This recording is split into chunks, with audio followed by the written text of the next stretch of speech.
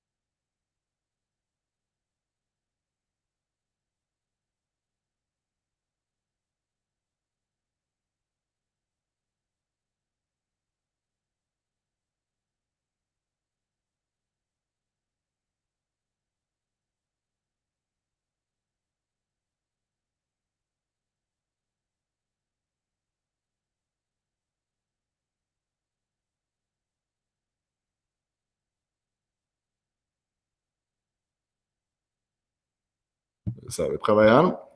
Hva med nå? Det lyd nå? Vi venter på dere, og så ser vi om dere hører. Gi oss, let there be sound, and the Lord said. Smell på en, ja, så bra. Ok, vi nailet det. Ja, men da vi i gang da, vet du hva? Ok, da vi klassisk kongerikesending. En god kongerikesending har alltid enten problemer med sceneskift eller med lyden, og nå begynner vi tidlig i dag, så det lover godt for resten av kvelden. Og da tenker jeg vi tar en skål for den, så alle sammen er gode og varme i stolen før vi engang har kommet til promobiten. Så skål alle sammen, det er veldig hyggelig til alle som har blitt med i kveld. Ok, så litt først om hva tema vi skal snakke om i kveld. På en måte så er det temaet veldig løst, fordi vi skal snakke om en fremtid med kryptovaluta, en fremtid med bitcoin. Hva innebærer det faktisk å være i en sånn verden? Og det som er interessant med det temaet er jo at det er ingen som vet. Så vi har helt frie tøyler til å drømme opp den verden basert på den begrensede kunnskapen som vi besitter, og prøve å leke med hva mulighetene byr på. Og det håper jeg mange av dere kommer til å synes interessant, jeg håper mange av dere kommer til å synes det er spennende å høre på. Hvis dere har noen tanker om det, så smell det ut i chatten. Vi kommer til å gå gjennom chatten med jevne mellomrom og prøve å inkludere dere. Og hvis det er noen av dere som virkelig brenner inne og har lyst til å bli med i samtalen og komme på kanalen med oss, så kommer vi faktisk til å åpne for at dere kan hoppe inn i sendingen på slutten av sendingen. Så når meg og Fabian på en måte har blitt litt sånn mett på hverandre, og det pleier å skje etter en sånn time av landet, så åpner vi opp for at noen andre kan på en måte avlaste oss her inne da. Så er det bare å koke opp på gode spørsmål og gode tanker, og så gleder vi til å komme i gang. Det er faktisk sant. Kongeriket har allerede 3 knallgode låter som du finner i en spilleliste på SoundCloud. Jeg husker faktisk ikke resten av den spillelisten, og det er ikke jeg som har laget det. Det er Seb Dugstad og Stinaldos på Discorden vår som har gått hen og laget mind-blowingly gode låter. For det som til syvende og sist er et garasjeprosjekt, folkens. Hele samfunnet vårt, alt det vi har bygget, det er jo bare et pur engasjement og kjærlighet og interesse og nysgjerrighet for krypto, selvfølgelig. Og de låtene er jo et fantastisk uttrykk for akkurat det da. Og på den tonen skal jeg jo nevne at I kveld så avslutter vi ukens meme-konkurranse. Den har foregått hele uken, og vinneren av meme-konkurransen, den får 1000 XP på Discord, pluss at det meme kommer til å bli gjort om til merchandise på nettsidene. Så vi kommer til å lage en kopp, eller kanskje en musematte, med det memet, og jeg I hvert fall sikker på at det noe jeg har lyst til å sikre meg som et memorabilia fra den dagen jeg var med og stifte et helt nytt kongerike. Så det veldig, veldig gøy. Hvis jeg hadde så vidt hvem som vant, så det faktisk bare å gå på Kongeriket sin Discord. I hele Kongeriket så har vår eminente ordfører for NAV, prosjektkontoret vårt, Sebdygstad, han har lagt ut vinneren, og også de som kom på andre- og tredjeplass. Og andre- og tredjeplassen, de får 500 XP hver. Så hvis du lurer på hvem det eller om det kanskje deg, så hopp inn I Discorden og sjekk med en gang. Alright, ja. Jon Martin på noe veldig, veldig viktig her, og dette jo sentralt for krypto. Husk å like denne videoen. Vi kjemper mot et enormt nettverk av ikke fullt så intelligente algoritmer, og for at vi skal overkomme denne fienden, så vi faktisk nødt til å stå sammen og like disse videoene. Og gjerne slenge inn en kommentar også. Alt det hjelper med å fortelle algoritmen at dette innhold som folk synes interessant, og som flere burde se. Så hvis du har lyst til å gi en liten støtte til Kongeriket, så faktisk det å bare klikke på den lille blå knappen. Det noe av det viktigste du kan finne på. Det veldig hyggelig at du spør, Itz Ragnar. Det ikke helt umulig at vi kommer så langt I sendingen etter hvert. Vi skal I hvert fall ha en liten markedsgjennomgang. Jeg vet at dere har litt abstinenser uten krypto til frokost nå gjennom hele helgen. Så vi kjører en liten markedsgjennomgang, ser litt på det som har skjedd, og så plukker vi det opp derfra. Skåler I kaffe. Det kryptokaffe du har fått deg nå? Ja, kryptokaffe du har fått deg. Dette jo Kristian Nystad. Dette mannen bak kryptokaffen. Så for de av dere som har klart å bestille kryptokaffe fra Haugesund Kaffelab, så dette altså mannen dere har å takke. En mann som ligger an til å bli hoffleverandør av kryptokaffe til Kongeriket, dersom han fortsetter I nåværende tempo. Så ikke gi han mindre å gjøre det, bare å gå på kongerik.et for å bestille kryptokaffe og begrave han I masse arbeid neste uke. Ok, hvor lenge holder vi på? Det det siste vi tar før vi hopper inn I markedsgjennomgangen. Vi holder sikkert på til rundt klokken 10. Vi tar en liten pause sånn midt I, spiller litt mer musikk og koser oss. Og så rundt klokken 10 så avslutter vi denne hovedsendingen. Og etter det så kommer vi til å legge ut en lenke til Google Meet på vertshuset I Discord. Og da kan dere hoppe inn I det som faktisk blir som et møte med oss da. Men ikke et møte da, det blir jo en pub. Så vi kommer til å sitte rundt og drikke litt øl med dere. Vi kommer til å preke litt piss med dere, litt krypto med dere, og bare kose oss. Og det bare god stemning. Og hvis dere har noen ting dere liksom følte at det var rart å stille på offentlig stream til hele verden og hele Norge, så det et flott sted å ta det, for der liksom alle like da. Så det veldig bra. Dere får en liten markedsgjennomgang. Selvfølgelig gjør du det, Ole Marius. Jeg ville ikke skuffet dere. Ok, supert. Men da tar vi og hopper inn I en kort markedsgjennomgang. Det kommer ikke til å være en sånn veldig, veldig detaljert, ikke en sånn krypto-til-frokost gjennomgang. Jeg gleder meg veldig, veldig til å begynne å snakke med Fabian. Men det jo ingen tvil om at vi må jo følge litt med på hva som skjer med dette kjære kryptomarkedet vårt, så vi hopper inn og får en liten oppdatering. Nå var jeg fristet til å bare være med vilje og dele et chart, bare sånn at dere skulle få noe å engasjere dere med I chatten og rope sceneskift. Men for at jeg skal slippe det, kanskje dere bare rope for min skyld, kanskje dere bare rope sceneskift. Om jeg ser sceneskift, så skal jeg hoppe inn og putte på et chart. Jeg synes det blitt en herlig tradisjon vi har hatt, at det kommer en linje med sceneskift. Det jo til og med I nasjonalsangene våre. Så om jeg vil høre sceneskift, så kjører vi på med markedsgjennomgang. Sceneskift anyone? Sceneskift! All right, vi kjører. Smeller den opp sånn. Vi begynner på Bitcoin-dominansen. Vi hadde ekstrasending I går, fordi Bitcoin-dominansen touchet 61%. Det vel egentlig mer riktig å si enn at han brøt 61%. Jeg var litt premature med den sendingen, fordi at vi hadde hypet den så veldig frem til 61%, at jeg følte jeg hadde lurt dere hvis ikke jeg holdt en sending når vi gikk under. Men den bouncen som var forventet, den har på en måte kommet til siste stadium, der vi enten får en liten blow-off-tapp mot toppen av Ishimoku-skyen her, før den videre nedgangen fortsetter, helt kurant innenfor det nåværende mønsteret vi I, ingen overraskelser der, men det åpner selvfølgelig også opp for muligheten til at dette et kritisk område der vi kan bryte oppover. Så hvordan påvirker det altcoins og BTC? Det jo to muligheter der. Det ene jo at Bitcoin går ned, og at altcoins synker med Bitcoin, og at dermed kan Bitcoin-dominansen gå opp. Det andre jo at Bitcoin går opp, men at altcoins går opp fortere enn Bitcoin, og at BTCD dermed går ned. Og så finnes det 2 andre alternativer som det stikk motsatte. Så det mye usikkerhet i luften frem til vi virkelig har brutt 61%, noe vi egentlig har vært klar over så lenge vi har fanget innenfor denne rangen her. Men vi optimistiske, og vi i hvert fall nærmere 61% enn det vi å bryte over 63,7%. Så rører ingen av posisjonene, men legger heller ikke til noen ting enn så lenge. Vi går til Bitcoin, som vi har forventet at skal få en blow-off top. Grunnen til at vi har forventet en blow-off top her altså fordi at i 2017 så kom vi til et lignende punkt mot denne rosa motstandslinjen her. Dette her den bevegelsen vi har sett mot slutten av 2020. Den har beveget seg opp mot trendlinjen, der han blitt avvist midlertidig, fått en liten pullback, funnet denne gule bevegelige gjennomsnittet her, som han har funnet støtte på, og så har kjøpspresset vært stort nok til å få en over den trendlinjen, der vi umiddelbart tester over trendlinjen for å sjekke at det nok kjøpspress her, at ikke prisen faller under, og med en gang det bekreftet, så kommer kjøperne tilbake og dytter prisen opp i en liten blow-off top. However, på det tidspunktet så har Bitcoin allerede gått opp flere 100%, og det nødvendig med en liten korreksjon før det egentlige bullrunnet i 2017 begynte. Det samme ligger an for øyeblikket til å skje her. Vi har altså siden høsten i fjor gått opp mot denne trendlinjen. Der har vi blitt avvist, akkurat som i 2017. Vi har funnet støtte faktisk litt høyere oppe enn sist. Sist fant vi støtte på MA99 her. Denne gangen har vi funnet støtte på denne røde trendlinjen innad i Ishimoku, som har gitt oss momentum til å bryte over denne trendlinjen, som forventet for øvrig hele veien.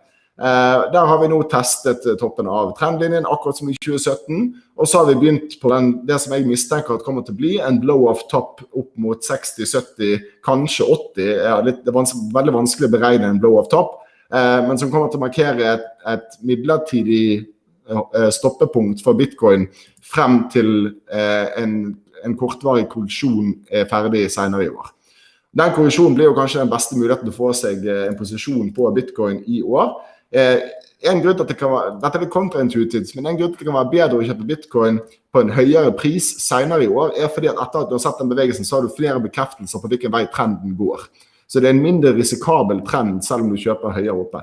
Så det er i hvert fall det jeg ville sett etter hvis jeg ikke hadde gått inn i krypto allerede. Kort om altcoins. Det har ikke skjedd så mye nytt siden sist vi snakket sammen i går. Vi er fremdeles oppe her på tidligere all-time high med BNB. Det er ingen grunn til å tro at det forandrer seg med det første. Men samtidig så er det altså denne blå bekreftelseslinjen her som vi er farlig nærme, og hvis vi bryter den så må vi kanskje revurdere analysen vår. Ethereum har vært under 33 en god stund, og der har vi akkumulert, jeg har akkumulert særlig mye ned på punkt 31 og punkt 30, og har allerede fått en pen liten oppgang, og nå sitter vi vel egentlig bare og venter på å se om dette vil forløse seg i at vi begynner å følge tilbake i den kanalen vi har tegnet opp i veikartet vårt for lenge siden. I så fall så vil vi være på veien mot punkt 84, en god dobling, kanskje tredobling fra der vi er i dag, ikke en dårlig trade på en såpass stor og stabil asset som Ethereum. DOT har ikke lyst til å legge til så mye mer med, annet enn at hvis vi bryter denne bekreftelsen her, så er det stor fare for at vi er nødt til ned her og teste på det støttenivået her. Det er ikke mange kjøpsordre i dette området, for det er ikke så mye prisaktivitet. Dette er det området der kjøperne kommer til å være akkumulert, og hvis vi bryter her, så vil vi måtte gå ned her før vi kan se en videre oppgang. Og det vil ikke være helt unaturlig gitt det DOT har vært gjennom så langt i år. Link er det ingen forandringer, så siden vi skal gjøre dette litt raskt, så hopper jeg over link forut nå, men det er også alt det samme som før. Vi har akkumulert den i skyen, ble stoppet ut, laget ny posisjon og avventer for øyeblikket. Dinocoins, IOTA, ikke noe nytt. NIO, ikke noe nytt. Fremdeles over MA99, denne gule linjen her. XMR har gått enda litt videre ned, men uten at det har forandret noe av min analyse så langt, og vi avventer det. ADA er fremdeles pent over denne trendlinjen som vi tegnet, og hvis vi får en wick opp her nå, så vil det være 4. dagen på rad, og da tror jeg vi har fått nok støtte til at vi kan begynne på en ny oppgang på ADA. Likecoin hopper jeg over, for det er i hvert fall ikke noe nytt. Og på ADA kan vi snakke litt, for her har vi altså det som kunne være et bullflag, og som kanskje ser ut som det er i ferd med å bli et bullflag med breakout. Fordi jeg forventet at vi skulle få en ny touch ned på trendlinjen her, kanskje få en optimal entry på rundt punkt 45. I stedet for så har vi brutt over trendlinjen allerede her, og inne i Ishimoku-skyen. Hvis det går videre opp, så kan vi se en videre bulltrend her ganske raskt. De 2 siste parene våre, som vi har forventet, så kan vi få en sånn bølgebevegelse opp mot motstandsnivået her, frem til der så vi til slutt har hakket det ihjel og kan bryte igjennom, når ikke det flere salgsordre igjen. Og helt til slutt, Uni har brutt igjennom det som var en midlertidig all-timer her, sannsynligvis på vei opp mot punkt 78, så vil det være det mest naturlige stoppet. Hvis ikke vi går så langt, så vil punkt 67 være det stedet der du kan ta litt profitt på Uni. Jeg vil i hvert fall ikke solgt noe der vi akkurat nå, selv om denne bevegelsen kan bli en forlenget bevegelse i samme tråd som det du har sett opp mot motstandslinjen. Hei! Det var speed dating for kryptomarkedet på høyt nivå, synes jeg. Jeg håper dere fornøyd, alle som ser på. Nå må jeg se litt på hva dere har sagt om det jeg har sagt om. Det ingen pris. Vi snakker altså om prosent på BTCD. BTCD betyr bitcoin-dominansen. Hvor stor andel av kryptomarkedet utgjør bitcoin? Det viktig av flere grunner, både filosofiske og økonomiske grunner. Men jeg skal faktisk spare noen av de til Fabian kommer på, for jeg tror det noe som på en måte toucher litt ut på hvordan fremtiden kan komme til å se ut. Altså, hva det? Det bitcoin som skal ta alt, eller det altcoins som på et eller annet tidspunkt skal erstatte bitcoin? Who knows? Kanskje han vet det. Vi får se. Kan ikke disse endrede bevegelsene kontra 2017 bety at vi starter bullrunnet tidligere enn antatt? Jo, det grunner til å tro at det kan... Det argumenter i den retningen. Argumentene for at vi kan starte bullrunnet tidligere enn i 2017 at vi hadde... Jeg skal bare zoome litt ut, så jeg ser hva jeg snakker om. For det første så hadde vi en mye sterkere dump rett før vi startet bullrunnet. Det betyr at det var langt færre selgere igjen på det tidspunktet vi begynte. Og det usikkert hvilken vei det spiller. På en side så betyr det at det veldig mange som har veldig gode posisjoner på bitcoin, og som ikke har lyst til å selge uansett på ganske lenge, fordi at selv om de selger, de kan sitte helt fint inne her uten at de nødt til å ta noe tap, og sitter fortsatt pent i profitt, så det veldig vanskelig å shake ut de kjøperne som kjøpte bitcoin her nede. Men på den andre siden så betyr det også at veldig mange sitter så mye i profitt at det blir fristende å ta profitt. Så det ubalansen. Det andre at vi har gått veldig mye raskere opp i den tidlige fasen av dette bullrunnet her. Vi har altså touchet opp på trendlinjen her i januar 2021. Tilsvarende tid i forrige syklus. Går det tilbake her. Januar 2013, nå gikk jeg litt for langt tilbake. Beklager.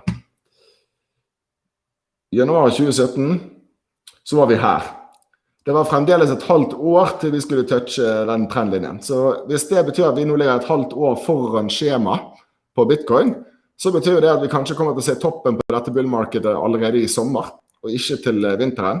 På den andre siden, hvis det betyr at vi bare så mye mer bullish at denne bullmarkedet kommer til å vare like lenge, men det kommer bare til å være en skarpere oppgang, så kan det være at mine og alle andres analyser går rett ut av vinduet.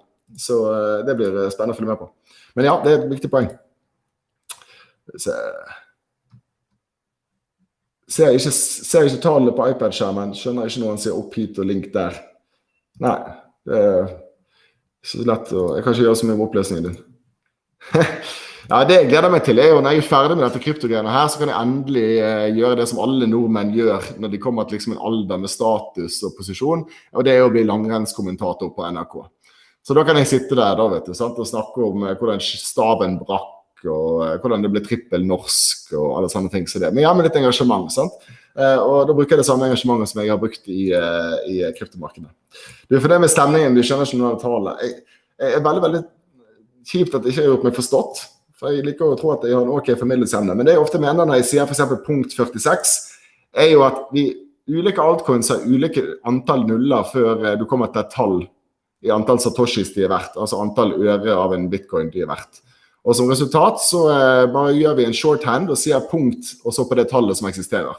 Så punkt 46 for eksempel betyr at på det området vi trader, så det fra 46 til 79.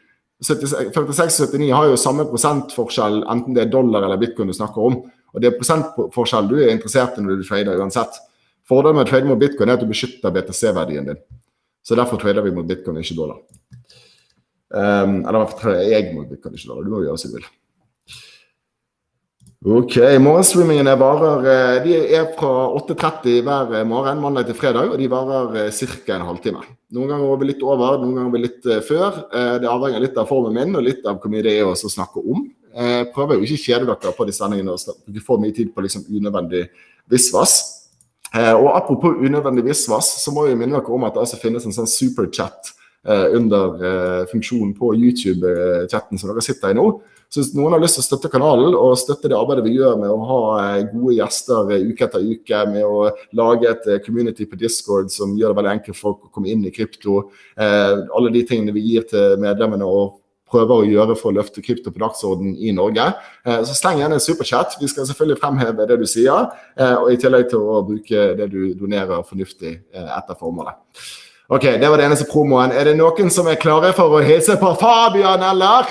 Jeg må nesten høre en sånn, amen, det noen som vil ha Fabian? Hey, det noen som vil ha Fabian? Hey. Når alle sitter og danser i sofaen sin, da vi klare. Jeg hører det ikke helt enda, dere er nødt til å være litt mer høylytte. Skal vi ta en skål kanskje, for å få dere litt varme før Fabian kommer på?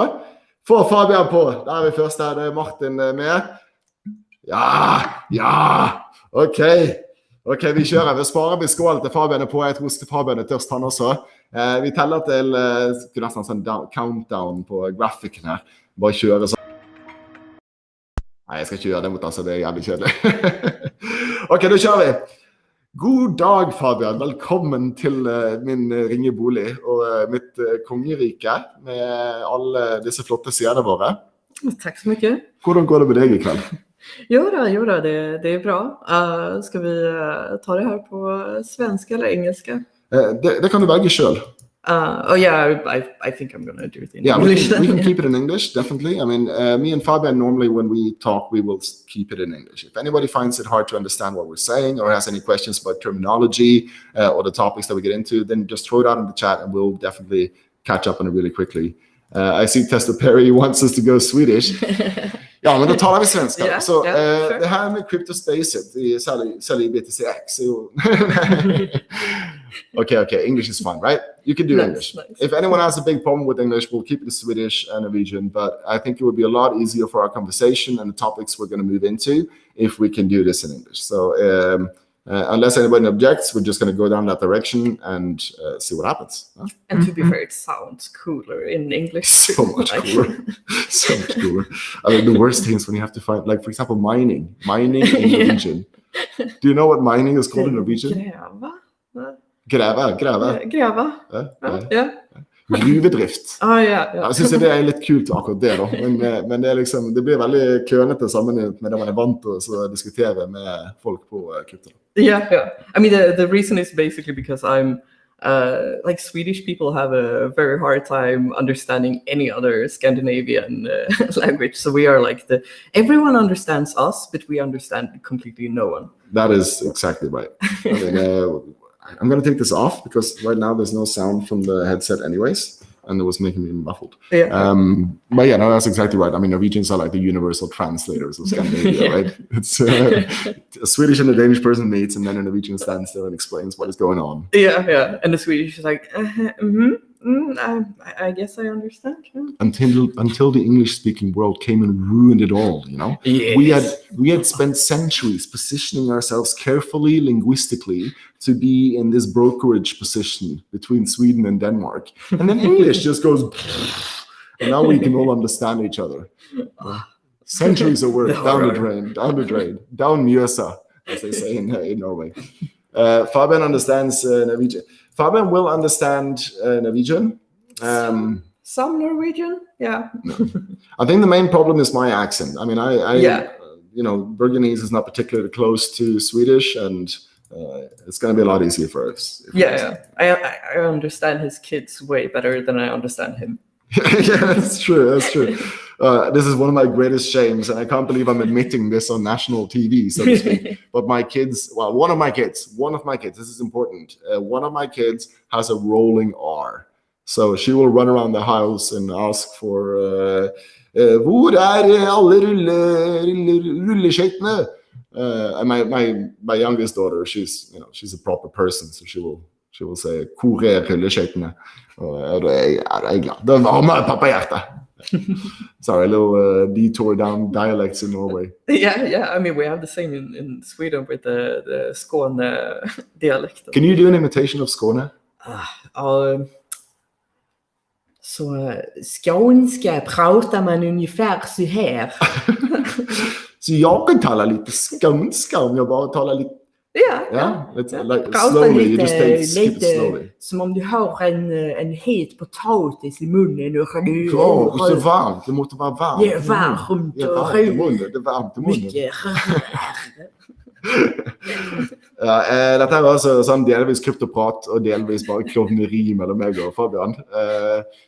So, okay, first of all, I think people should know who you are and what you do. So what do you do? Yeah, so I work as a developer for BTCX. So I'm in charge of most of the backend system there.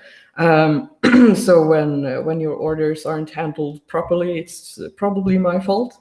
And it's probably me you're waking up in the middle of the night. BTCX, what is BTCX? So it's a cryptocurrency exchange. We exchange Bitcoin and Ethereum for Swedish krona and also for euro. But we mostly have Swedish customers. But I think we can accustomed to some like Norwegian and Danish and so. So like is most of your trading volume in Swedish kronors as well? Yeah, definitely. A clear majority of it is in Swedish krona. So what the hell are you doing in Germany? Yeah. So I used to be a politician also back in Sweden. I was a representative for LGBT politics of the Pirate Party. Mm-hmm. And then I kind of got tired of the political climate in Sweden, as you might have seen and heard. They are not doing very well. So I wanted to just flee from Sweden, and one of my friends. Do you remember the term I taught you? Which was the Norwegian expression for what's going on in Sweden. The svenska situationen. Close. Svenska tillståndet. I mean, I don't have a strong opinion on it, but I think it's fascinating that has even become like an expression that is part of the vernacular. Of any person. No. Yeah, I mean, it's way more fun to look at it from afar.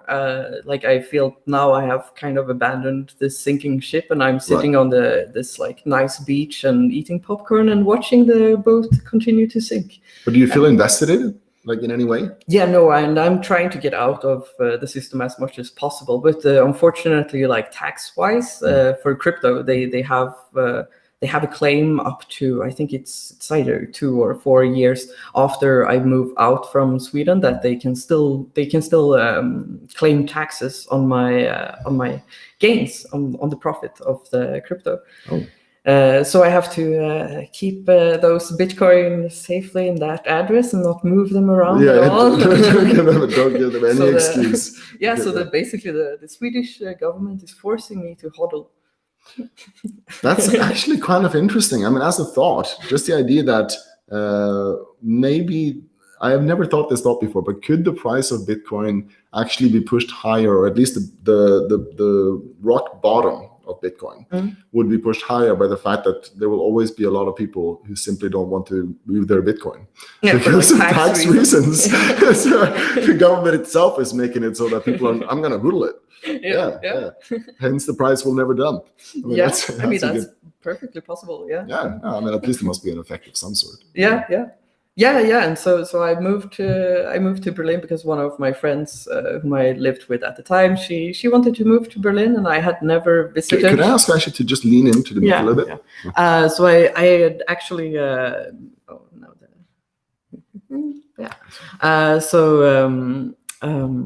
So I had never even visited Berlin before at all. The first time I went to Berlin was when I moved here. So that was an interesting experience. Wait, so you'd never even visited? Yeah, no. So the first time was it BTCD that was headquartering here, or were you just like individually saying Berlin, that's where I want to go? So I just met with my boss and said that so I want to move out from Sweden, and can I still work here? And they were like, yeah, I mean, we kind of need you, so I guess. So moving here was completely like not part of the job or anything. Right. We're getting a question in the chat about how did we meet? Oh yeah. How did we meet? You remember? It was on a meetup. Friendship test, guys. Yeah. Friendship test. Like, you remember back in the days when we used to be outside and we used to like meet people, strangers and things. I know this sounds weird now, but I'm so sorry, guys. I did not know Fabian had these kind of attitudes. Yeah. Trigger warning. Like, trigger meeting warning. strangers. Outside meetings, strangers. Yeah. So back in those days, we both went to a meetup. That's true. And I think it was like a language meetup, or it was this philosophical taboo meetup. I don't remember which one. I actually think it was a beer garden. So I had just moved to Berlin, and not knowing how to make friends in Berlin, and having moved to many cities in my life where I could easily spend a year or two just getting into any social circles, and having any negative effect that will have on your mentality sort of grow and fester through those years. And here I just Googled. I literally got here and I was like, that's not going to happen. So I Googled how to make friends in Berlin. Literally that sentence. And the top result was meetup. And I was like, I've never heard of this app before. I'm going to check it out. Let's see what's happening. Same night, there was a beer garden meetup. And that's where I met Matthew. And Matthew brought me to another meetup. You showed up. And I thought to myself, it's one of them radicals, ain't it? Yeah. And yeah, my thoughts on you were like, oh, this like like extroverted, annoying person. Like, I'm quite introverted and I don't generally like people who are loud and everything. But you kind of grew on me. Yeah. Like, forced yourself to grow on me. Yeah, that's more like it. That was I got a shoe in the door, and then I nailed the shoe to the floor. And now it's it. Yeah. So yeah. That's and by the way, Googling how to meet friends in Berlin is like one of the most Googled things in Berlin. I think there are so many like lonely people here, which I find sort of very understandable and very strange at the same time. I used to live in Hawaii for a short period, and one of the things that really struck me there was how you could be depressed in like the happiest place on earth. Yeah. And there's an element of that here as well. Definitely. It's like, how can you be lonely in a place where there's so much action and everything? There's never sleeps, It's just a party that's been going since the 9th of November 1989, and nobody went home. Actually, they had this one pub here which had been open for like 50 years straight. Like, they had never closed at all, like not even an hour. Corona. Yeah, until Corona. Fucking Corona. Like, I think that's the biggest tragedy of actually. Okay, so that can bring us kind of back to crypto, because now we did a little bit of social interaction and so on. Yeah. And I hadn't thought about this question, but it's such an obvious one. But like, first of all, how would we have dealt with the pandemic if fiat didn't exist? And B, how could we use crypto now to deal with the current pandemic? Do you have any thoughts on that? Yeah, how would we have dealt with I don't know if because like, I mean, the fiat system today is quite digitalized anyway, and since I think that like the biggest thing we have had to do with the pandemic is that we have had to do more things digitally, and so I guess that like it wouldn't change that much. But a lot of people in this, like, at least in the political debate, we don't know if they are right or wrong about this, but there's been a lot of critiques about how centralized governments handle the pandemic. Yeah. And for all the ways that you can critique this, at the same time, I think most people have this feeling that it's good that we had centralized authorities to deal with the pandemic in the first place. Yeah, and I think that like that brings it into like, because crypto somehow like it undermines authoritarian organizations in general, like whether it's governments or companies, like anyone who wants to have like central authority, it undermines it for like negative and positive consequences. So So, I mean, obviously, like the positive things from this is like, oh, but less authoritarian, then we can have more privacy, we could have more like individual freedom and all of this like libertarian stuff. I'm also thinking we might get a more optimal market response. I mean, if the market was less manipulated, then I don't know, that's where I'm sort of stumbling when it comes to pandemic, because the pandemic requires such a concentrated research effort, which is expensive, and which I do not, maybe it's just my lack of imagination, but I believe it's possible to crowdsource such a thing in a truly free economy.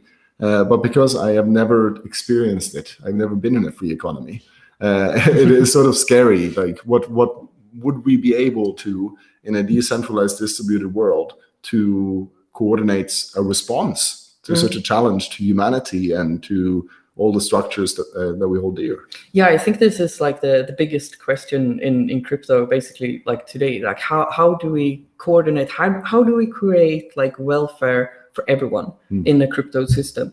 Because obviously you could imagine how you would create welfare for like the people who have crypto. So the people who have money, you could like go together in like some insurance company style.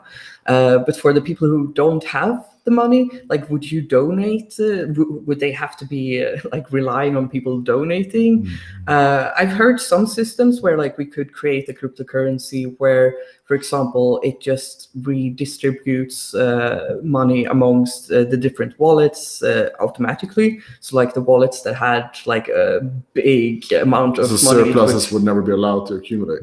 Yeah. So like you would have like a minimum basic income kind of society then.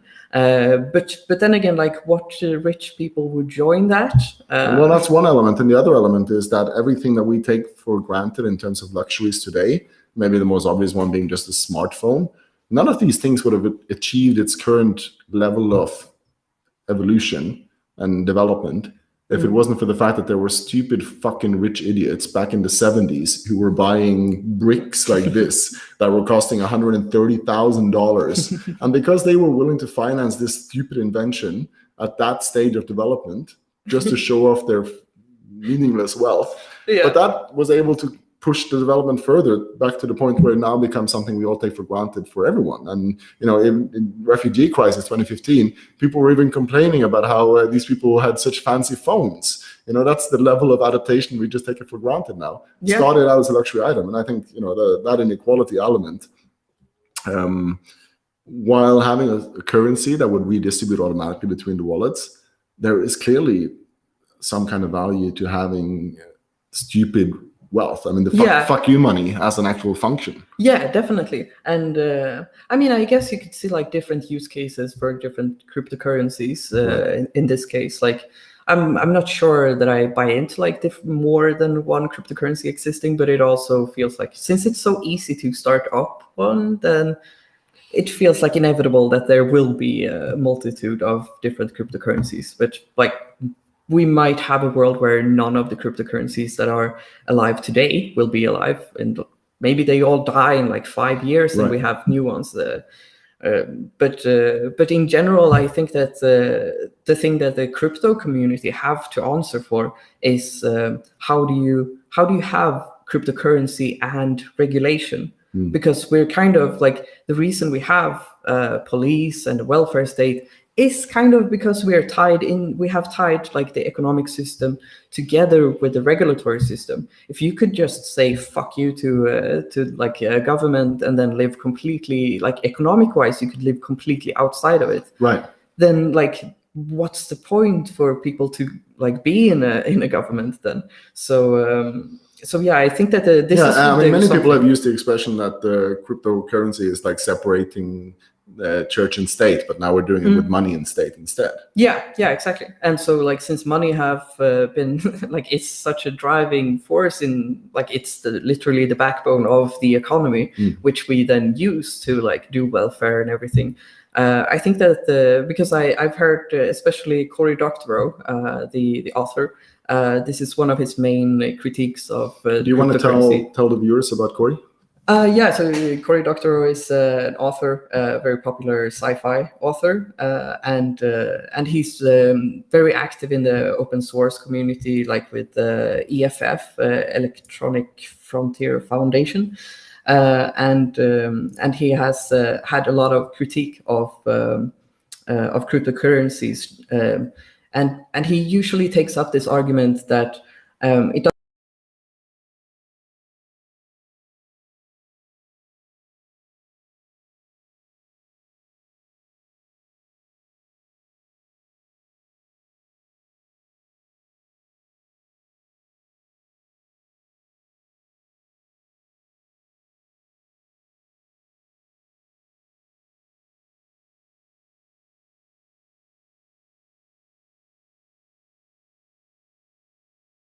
some kind of violence monopoly, I guess, because also like private militias haven't worked very well in the past either.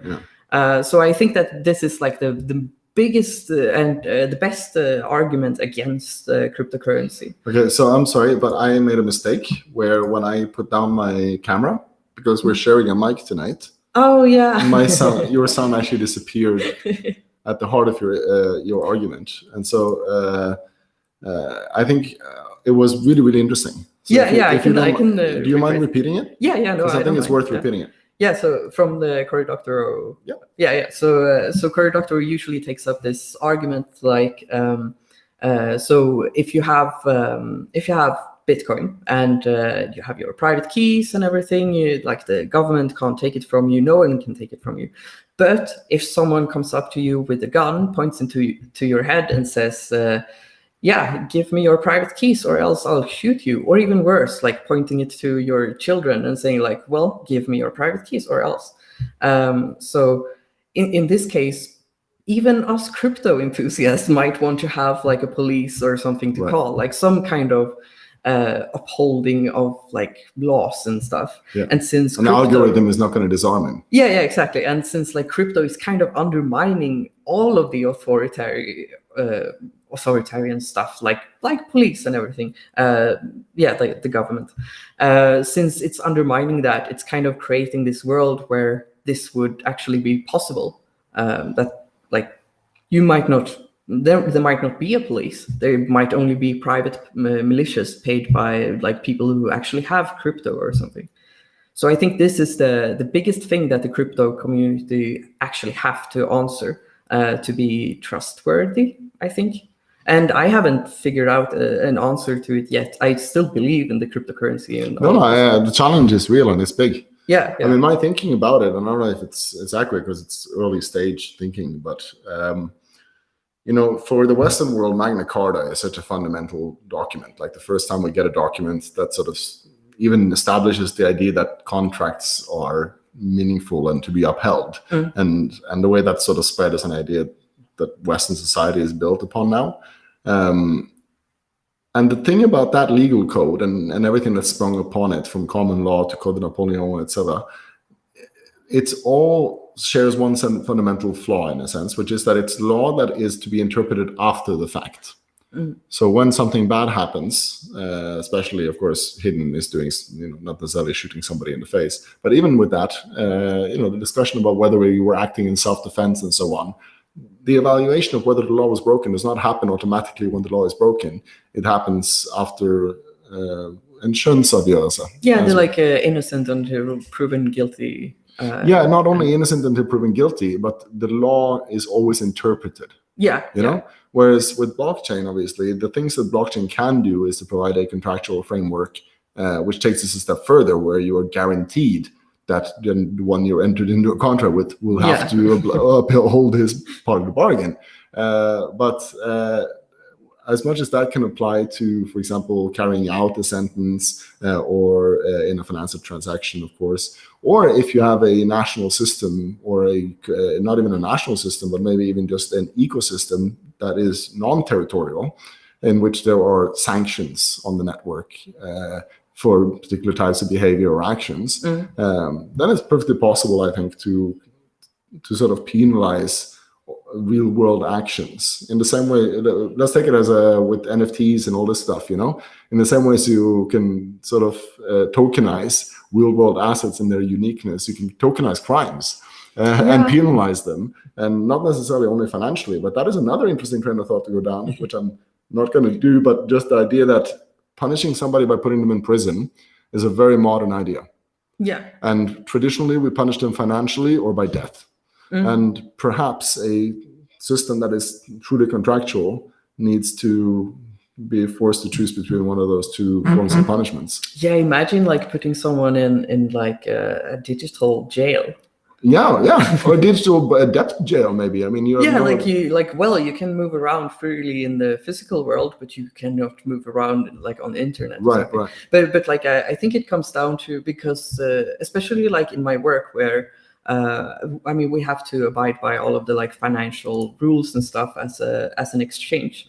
So I have to program in like some rules there, and it's always this like the talk between the like compliance team and the developers, where like they have what they think are like very clear rules as to like we're not supposed to send these kind of transactions. But as a developer, when you come in and like, yeah, but like we have some details here, like, so what about this case and this case? And they're like, yeah, it's not so clear. So that there you can see like the discrepancies. Why are there? Because it's clear in those kind of compliance situations that the people who work with compliance are naturally driven by the need to comply. Yeah. But so that part I understand. But what I never understood is, why does it so often seem that developers are on the principled side of these kind of questions? Like with privacy, it's very clear that a lot of people who understood privacy, who understood what we in Norway call datalagringsdirektivet,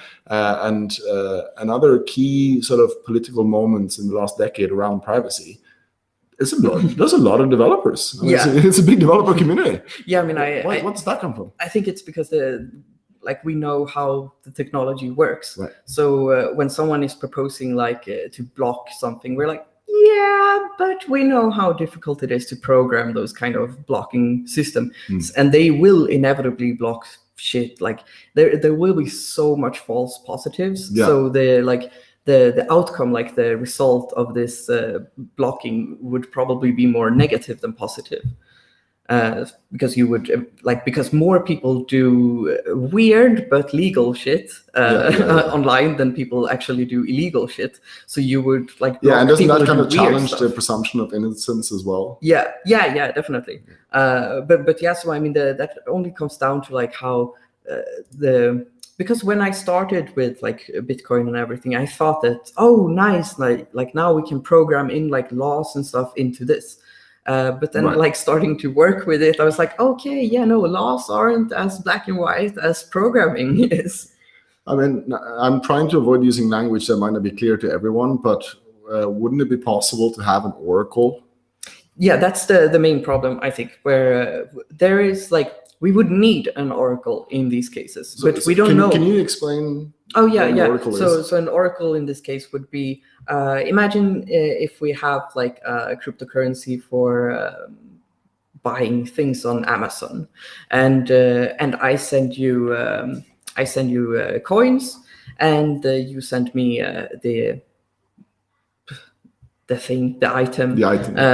And so how do you prove to the internet that you have sent the item? And how do I prove that I have not gotten it, for example, or that I have gotten it? So you have to have some kind of connection between the physical world and the digital world, which then is usually referred to as an oracle, which could also be, for example, I've heard this like carbon dioxide monitors. You could have like them sitting somewhere and just passively collecting data and putting it into the chain available for use from other applications. Yeah, I mean, you could have it like outside of like some factory, and then you could charge the factory based on like the carbon dioxide in the atmosphere or something. But that would also be an oracle then. But so then we have like this single point of failure in trust, because we want to use cryptocurrency because we don't have to trust people. But now all of a sudden we kind of have to trust people, or at least the people who make the oracles. But at least the points of trust are reduced, because in the past you're not just having to trust the people doing the data right now, you also have to trust that they don't fuck with the data they collected in the past.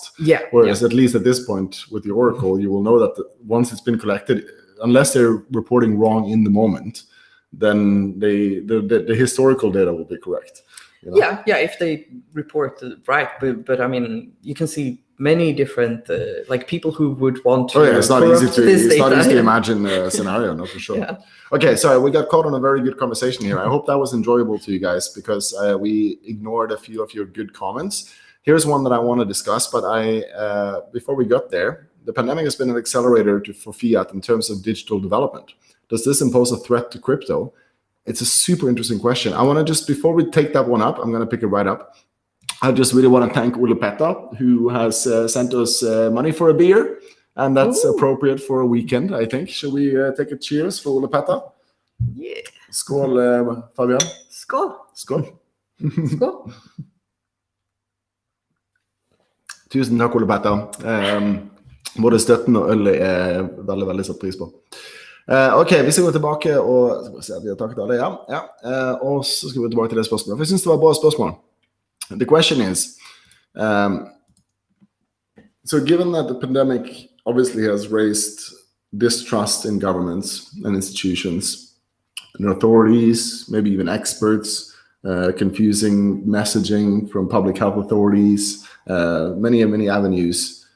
And it seems like one of the responses of governments worldwide is to explore avenues of digital currencies and almost neo-Western structures that they can impose to take some of the fire away from crypto and so on. Is that a threat to crypto? I mean, I don't really see fiat being like a threat to crypto in any way, since like fiat is this, like, it's already huge. Well, what if they just made a fiat that had a coin cap? Yeah, I mean, they could do that. It's still like the selling point of cryptocurrency is that it's decentralized, right, and it's not controlled by government. So on that point, if fiat became more like a cryptocurrency in those senses, it would cease to be a fiat.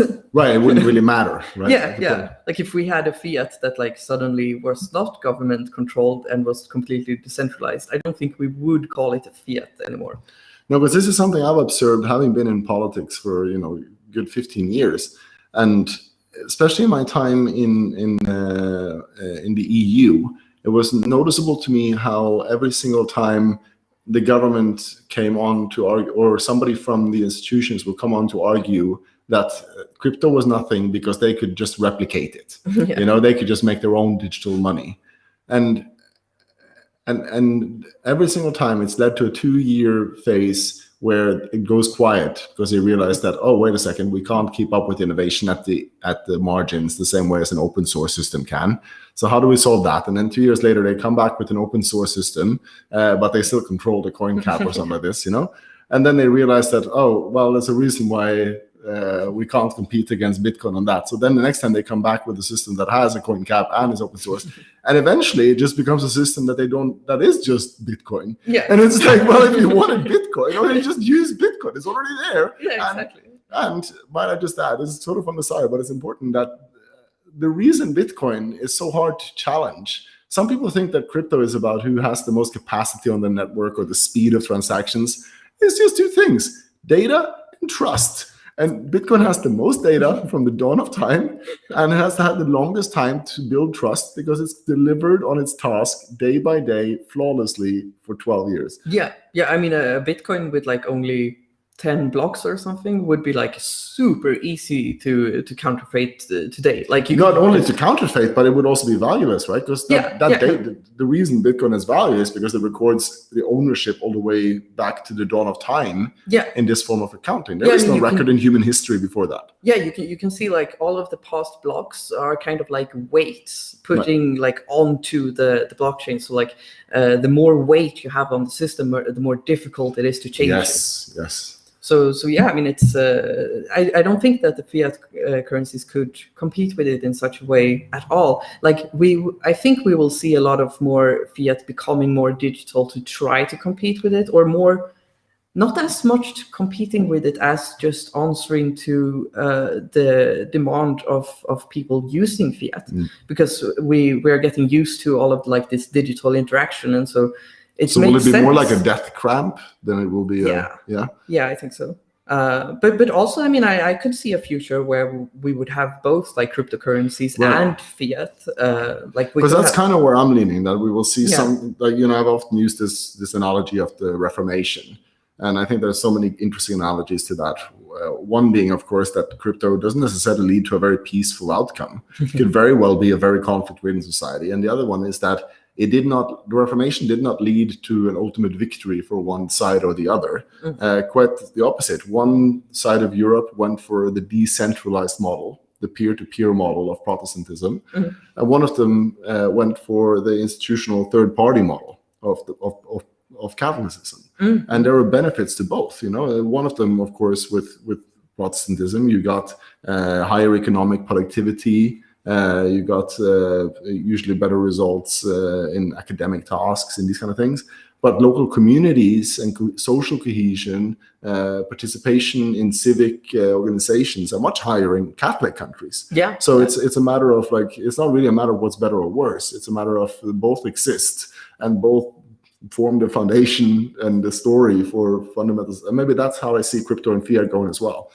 Yeah. And I think that we will see more like just layers on top of each other. So you might have like a nation is like the foundational level or something. They might handle like the infrastructure, but they might not handle anything else except that. And then some people might be in like private militias, and some people might hire like security companies, and like all of these might. When you say some people, like, do you mean like a family or a city or a nation, or what is like the scale of this community for you before we would do something? Yeah, I mean, it could be everything from like just a local group of maybe like 20 people to like the whole world. Right.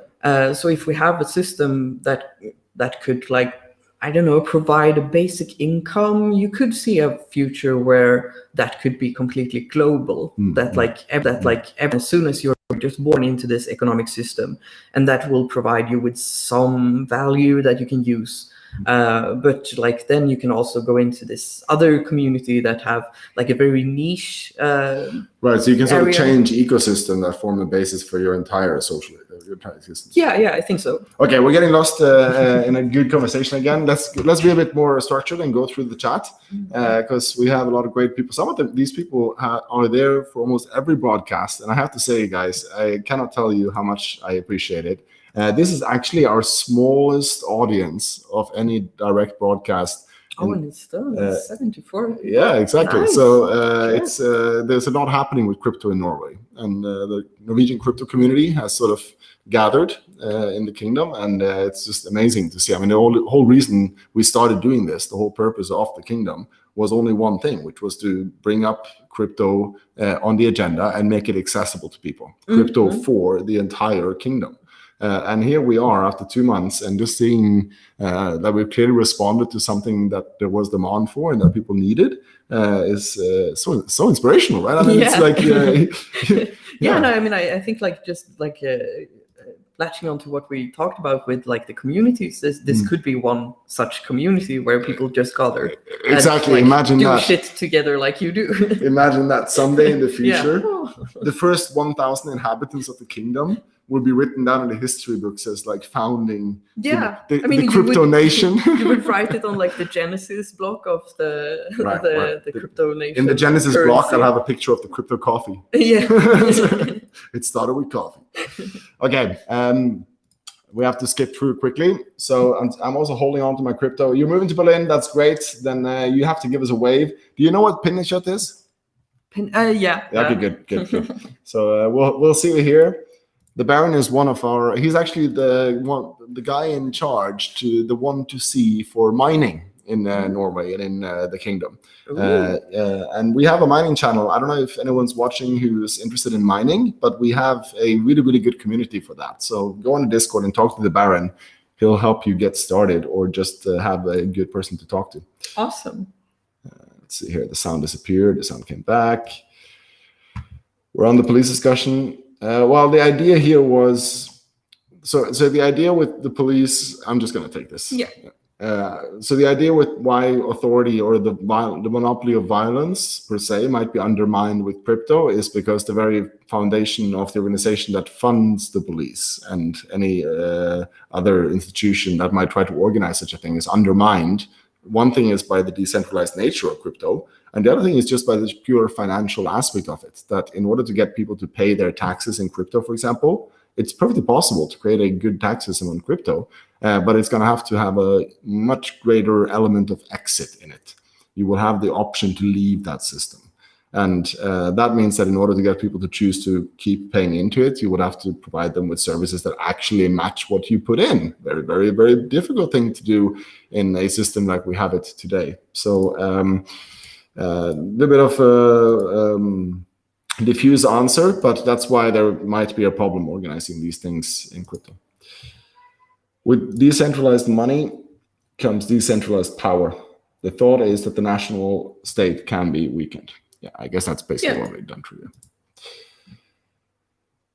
It will become a bigger fundamental question. Police is financed through the state, and the state is financed through the taxes. If crypto takes away this foundation, you cannot have a police that serves to everyone's benefit. Then you might have private police or similar things. Yes. Exactly. Yeah. But I mean, it's also worth noting that, I mean, what we call police today is a very modern invention. And 200 years ago, people would not have recognized the police we have today. And the idea that something similar might not develop upon a new contractual system, I don't know. I can easily see it in the same way as it did not exist for a long time in the old system. It might not exist for a while in crypto system either, but eventually we will converge on a way to maintain. Yeah, order. I mean, I think that like the biggest thing here is just that if you don't have a strong welfare system, you kind of need more policing. That's true. Yeah. Because like that inevitably brings, like, even if like you could have different opinions on like if we should have welfare or if you can blame like crimes on like social status or something, but inevitably like people who are desperate and don't have money usually go a bit more towards, like, they're more inclined to go towards crime because that, like, if you have no other option, then that might make sense. And so like what I was told, because I started out as a very like libertarian anarcho-capitalist when I started like in politics, and when I was told by an older member of the party, he said that like, so like even if you're capitalist, you would want to have a welfare state, because inevitably like when you go out on the street, if you have money and if someone else is like completely poor, then they have a great incentive to just hit you in the face and steal everything that you own. So basically you can have a welfare state to kind of pay off these people not to hit you in the street and just give them small amount of money so they will not be as desperate. That's a very cynical way of looking at welfare. Yeah, because there's another way to look at it, which is the idea that organizing welfare through the state weakens private initiative and generosity in each of us as an individual, because we've outsourced our responsibility for each other. Yeah. We've outsourced our solidarity. Yes, Sweden is a great example of that. Right. Our sense of family, our sense of taking care of our local community, the sense of walking old ladies across the road. Yeah. Of seeing somebody in need and intuitively going to help them without asking many questions. Yeah. That one goes away once you have complete faith that the government will take care of it. You can walk past, and I'm sure that half the people watching this right now have done this. Tell yourself honestly, have you never seen a drunk man on the street that you thought to yourself, he probably needs some help? And did you help him? Or did you just walk right by? Or maybe at best you called the police and thought, now the state will take care of it. I'm pretty sure none of you sat down and caressed his hair and told him it's going to be fine. I literally said no to 3 people who begged me for money on my way here. Right. Yeah.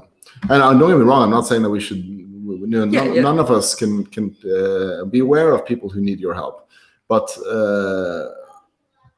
But yeah, I don't necessarily. I think that could be a counterweight to the argument that you're making, that if you do not have a welfare state to pay off people from taking action against the upper layers of society, well, then you will also not have a welfare state to take away our common solidarity and responsibility for each other. Yeah, and I think it's just tied to like responsibility and freedom in this case. So if you want to have ultimate freedom, you also have to take ultimate responsibility. Right. Yes, exactly.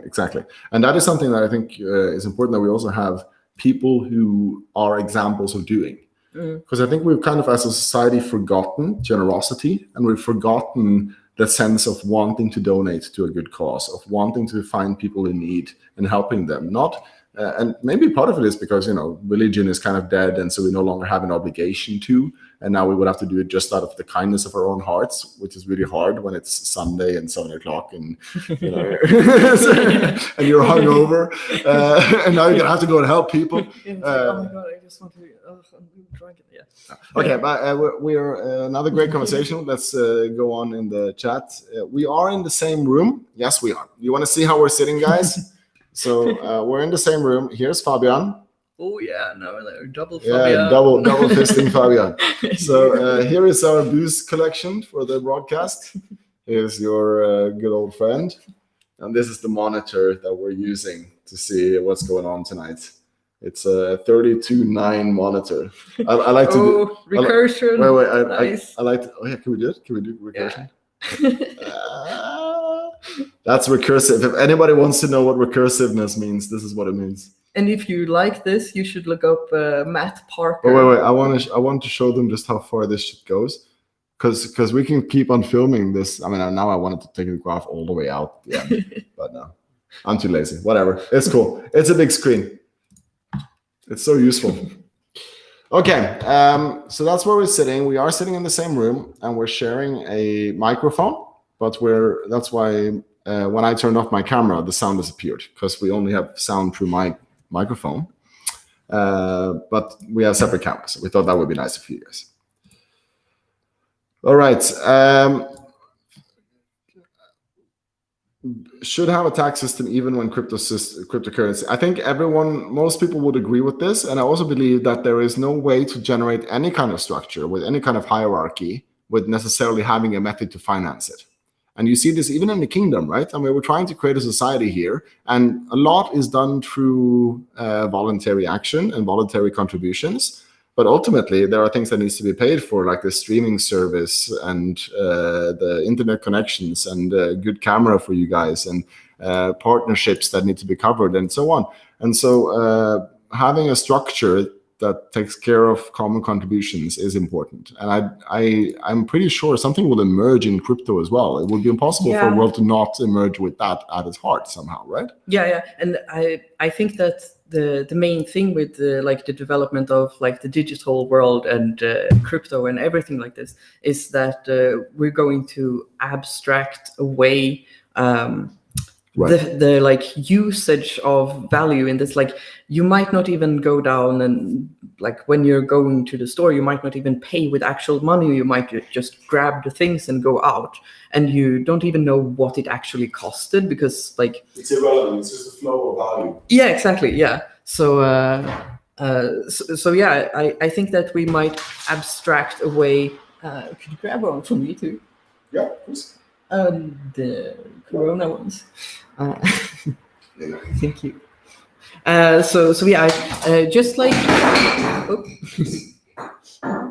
how the internet basically abstracted away some of the like information flow and data collection, I think that cryptocurrencies might abstract away this value transactions. So like you might just go around do shit, and your like automatic wallet will like decrease in value or something. And so I think that whilst a lot of people don't see like what's going on under the hood when they're like surfing the internet, I don't think you would like actually notice that you are paying for stuff. So I think that will be abstracted into possibly into like the HTTP level. Because this idea that value itself will become more like water that sort of just flows through certain points, and that sort of like your expenses and your income through the day is a stream of microtransactions in and out, based on all kinds of actions and incentives that might be in place and so on.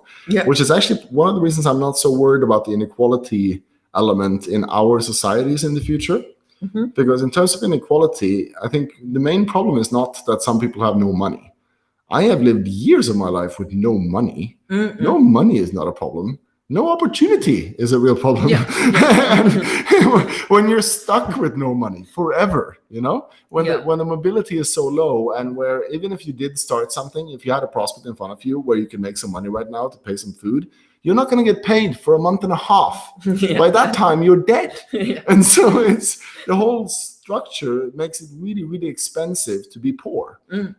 Whereas in a crypto system, it's not more expensive to be poor than to be rich. Except maybe, of course, if there's credit involved. But that's an element that credit is about risk. So that's always going to have to be like that. Credit makes less sense in a cryptocurrency. That's another element.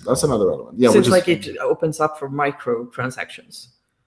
It's like you could have a micro. And because the risk will always be exposed. In fact, at yesterday's Bitcoin Snack, the podcast that has recently joined the kingdom, one of their hosts, Anders, had a really good point about. Repeat what you just said. I just want to hook that right on there. With the memory stress. What did we just talk about? No, because he had a great point, and I really put my ear in it. Microtransactions. Equality, microtransactions. So it might abstract things away, make it easier for people to micro. Fiat system is not handling. Oh yeah, and then the slowness of the system, and how that sort of makes it really expensive to be poor and hard to move out of it.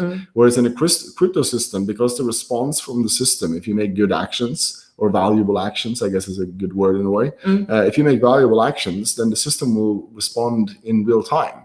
And so you don't have to wait around and see the effect of making good changes. If you start making good actions, good habits, good choices, the effect will be immediately visible to you. And if you need something right now, you can start doing some of that stuff to get enough. And if you don't want to live your life to make money, then you can always just do enough to make sure that you can pay the food and the electricity. And I mean, I think that the notion of money will probably disappear. Because I think that we will walk around and just do shit and it will work somehow. I'm reading this book right now from Carl Schroeder called Stealing Worlds, which goes through a kind of near future where they have all of these mixed reality worlds where every one of these mixed reality worlds, they run on a cryptocurrency. So and in this world, you would have someone you would carry a package in this fantasy world. You would carry gold or something to this witch out in the woods. But actually, you're carrying a bag of groceries to some old lady that some church paid for. So with gamify these things, I don't think that people will think of money as a thing. So I think that maybe we've seen an example of that with the internet, how at some point, if you think about information historically, there's a point in history where all that information could be neatly categorized into a set number of books. And then at some point, the sheer amount of information that we were able to capture with electronics means that we no longer care about how many books are on the internet. We talk about kilobytes and megabytes and gigabytes, It's an abstraction of value where we no longer care about the individual, how many dollars is this?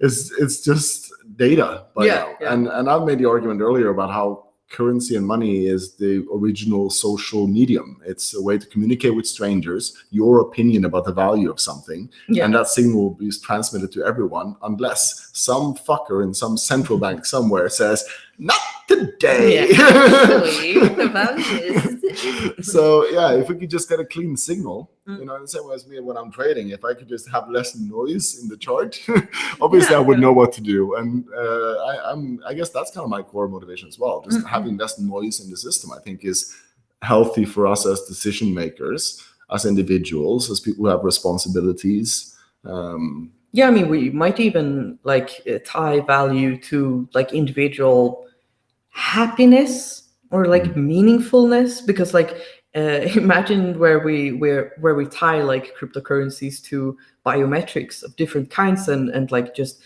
checking your heart rate and checking everything to read your mood kind of way, and it might value things that you interact with accordingly. So if something makes you have a lot of emotions and that was your purpose or something, it might value this activity more and give it more money in this sense. I'm just realizing now that you could end up with emotional echo chambers. Oh yeah. Where people would start following the same kind of algorithms in terms of picking your emotional patterns, and they would converge together and eventually actually it's not that different from today. This is like Facebook. Well, yes, but here it would be just about emotions, So imagine all the worst Instagram stars, those with the inspirational quotes and the Botox, and they would all converge into one bubble of people who just this is the emotional level that I want to be at.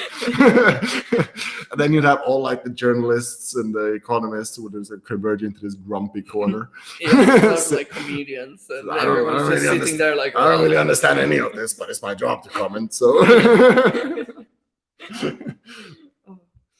yeah, I mean, and I can, because the being an old pirate, of course, privacy is a big thing that I think about, and I seem to just intrinsically value privacy, whilst I can't really argue for privacy against someone who doesn't value privacy intrinsically. Right. So I could see either a future where we just abandon privacy, or I can see a future where we have privacy and cryptocurrency, where you would own your data completely, and even though you're connected to everyone all the time, you control everything you share. But I think that we are how the world works now, I think it tends more towards the no privacy world. Well, isn't it likely to become sort of like it has become with Google, where you kind of are compensated for sharing your data? Yeah. So it's with your biometric oracle that you were talking about, collecting data and putting it into availability for dApps and so on, that data will be worth something. And so if you choose to, for example, make that data available for research, then maybe you'll be rewarded with a certain share of you kind of biometrically stake yourself. Yeah, and I think that people will do that. So because people born today, I don't think that they will have the same perspective on privacy. I think that they will this privacy thing was a thing that my parents talked about some time long ago. So I just want to say something about this, because this is an important philosophical point for myself. In my experience with Fabian, I think it's one he shares, which is that there is something beautiful about spontaneous order. And spontaneous order is things that just emerge, that are not structured by some central authority that try to design it, tend to be far more durable and sustainable in the long run. A good example is language. Language did not develop because somebody got together to design a way to communicate. It has evolved and emerged over time. So it's an order that is so perfectly ordered that there's a whole academic field called linguistics, which has more in common with mathematics than with social science, precisely because it is a deeply complex system that is kind of perfect, both in that's not the point. The point is something beautiful and complex can emerge spontaneously, and sometimes it becomes less vulnerable by not having any central or authority to do so. So in terms of who will be the judges of what good actions will be, I think that the spontaneous order that will emerge on this new contractual system will reveal this to us. But I do believe it won't happen without some bloodshed. Yeah, no, definitely. It will be as volatile as Bitcoin is now. I think that the whole world will be that volatile then. Right. And I think that the difference here is between things that emerge more spontaneous. You can see them as a dough, basically a rubber thing, whilst things that are built purposefully could be a block of something. So the block, like, it's more stable. It's more like it holds against stuff. Like it could do, it's stable. It's durable. But it's also brittle. Right. Whilst this like rubber thing, it's like it's molding and it's changing all the time. It's you can never anti-fragile. pinpoint. And I like told you you about can't this break concept, right? rubber. So we talked about this concept before, I think. Anti-fragility. I think so. Because that's a concept that I was introduced to last year, and that I really captured my imagination. But maybe you should explain it. Yeah, no, of course. I'm about to. Really captured my imagination, because the realization that in Western language, in our canon, we obviously have words to describe when something is vulnerable, when something can't handle the unexpected or chaos, when chaos or the unexpected makes it weaker. So the main strategic action of something that is vulnerable is to avoid chaos, to avoid any kind of instability, because that's the most risky and harmful thing that could happen to it. The next stage is something that is durable, that is resilient, that does not take any harm from chaos and unpredictability. And that's usually how far our thinking goes in the West. You either have something that is vulnerable, or you have something that is not vulnerable. Not realizing, of course, that all the best shit is the stuff that gets better when under chaos, something that is anti-fragile, something that when you expose it to the unexpected, expose it to something chaotic, it does not just endure, it does not break down, it does not just endure, but it gets better, it learns, it evolves, it mutates and discovers things that it could not have discovered without that data collected from the chaos. But then with this also comes the risk that the things that develop aren't things that we would consider ethical or moral. Right. So we could have like a total white supremacist fascist organization, like just spontaneously emerging from like a crypto world. That's totally possible. And if we don't have like this central authority to like actually deal with it, then we might be fucked. I don't know if it's a complicated question, because you would also have the problem of minors and consensus and like because at that point, once you get ideological, you could actually start talking about 51% attacks on a global scale, and maybe that is how World War III will be fought. It will not be fought as a actual physical battle in the world, but as a 51% ideological attack on a blockchain, where you will split the entire fucking system like that. Sorry, we could go down that road so far. I want to bring up this one because Harlow asks, do you think most countries will eventually replace their traditional currency with cryptocurrency, and if so, what time frame would you place this development at? No, I don't think because because if you define a cryptocurrency by being this like decentralized thing, I don't think that you could have a country with that. Right. You could have sort of. I think that we will. Could you run a country on top of it, like a layer 2? Yeah. So I think that we might see like a decentralized nation in a vague sense. I'm not sure how this would emerge. More like an ecosystem than a nation, the way we think kind of. So like we can see today like decentralized apps. Right. So if you extrapolate, what are from decentralized apps? Can you explain that to? Oh yeah. So it's basically there are some running on Mastodon. I think is like it's what are they? What do they? What makes them different from just an app? Yeah. So they run on the blockchain. So with peer-to-peer systems, they the software that runs everything and the data and everything, they could be decentralized to different degrees. Some of them have like a central server where they actually have the data, and then the computation is run on different computers. But you could also have like the data actually stored decentralized. And so in this case, this will actually provide a problem, right? Like just a couple of years from now, I think, for like regulatory reasons. When you have, for example, now we have this new EU copyright directive in the EU. Revised. So where like TLDR people like companies that host content on their platforms have to put in filtration to filter out possibly copyright infringing materials. The whole they're gonna ban memes. Yeah, this whole thing. And so this, for example, with a decentralized app, like a decentralized Twitter or something, you have no one to persecute for this. It's going to be kind of like Pirate Bay back in the days, where it's like, well, I mean, you can shut down Uber, but how do you shut down a decentralized ride-sharing system? Yeah, exactly. So I think this will be a problem for the regulatory system to deal with, because like there's no one person in charge for it. There is no like organization number for it. It's not registered in any country. It just runs on the internet, like out there in the void. So, because that kind of brings on to a question that I marked down for tonight, and which I think connects to what Harlow is asking about. I'm sorry, Harlow, it's actually a more complicated question than what it might sound when you're just giving us these kind of yes and no questions, because on one hand, there's the question of what does a nation or country mean in the future? It's the question of what does currency mean in the future? There's the nation of will there even be a difference?